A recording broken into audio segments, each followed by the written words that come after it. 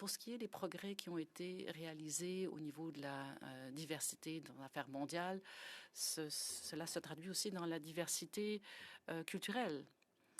Donc, il ne s'agit pas seulement de prendre des personnes ayant des antécédents différents ou une couleur de peau différente, mais de valoriser et d'encourager aussi l'expression de différentes visions qui sont enracinées dans des domaines historiques. Alors, il me semble que d'avoir la diversité sur le premier plan, à savoir représenter différentes personnes, ça n'améliore pas nécessairement les résultats du ministère. J'aimerais donc savoir comment le ministère se penche donc sur ce deuxième plan de la diversité. Thank you. Merci beaucoup, Monsieur le Président, et merci, sénateur, de votre excellente question. J'aimerais vous remercier aussi de l'occasion de me joindre à vous aujourd'hui grâce au signal que vous envoyez à ces réseaux d'employés avec lesquels nous travaillons en tant que champions. Ces questions d'équité et d'inclusion sont très importantes pour eux comme nous, et c'est également important pour la prochaine génération aussi. Je pense que cette question de diversité au niveau de la pensée est également très importante. Je pense que le point de vue du ministère, c'est que ce n'est pas uniquement question d'avoir une bonne représentation pour que ça reflète la diversité au Canada aujourd'hui et de demain, mais aussi de tirer profit de cette diversité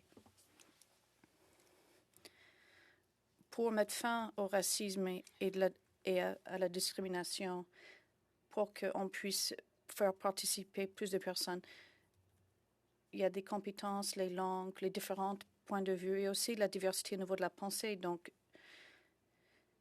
je pense que vous faites allusion à ce besoin dont on parle souvent en ce qui concerne l'avenir du service extérieur. Il faut avoir du courage dans nos processus. Donc, maintenant, nous sommes plus ouverts à une représentation plus diversifiée, au corps diplomatique plus diversifié. Il faut avoir plus de courage, plus de conviction au niveau de notre diversité et de l'inclusion. Et je pense que cette ouverture peut être atteint si on fait de la formation, dont mon collègue a parlé aussi.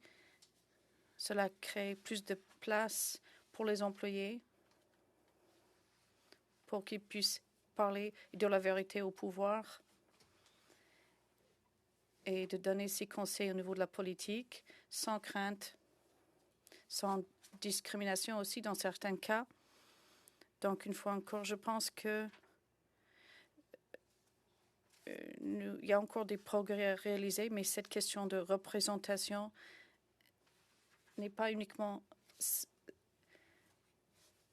limitée. Il faut améliorer les processus étrangers et trouver des solutions créatives à ces problèmes. Merci. Merci beaucoup. Merci.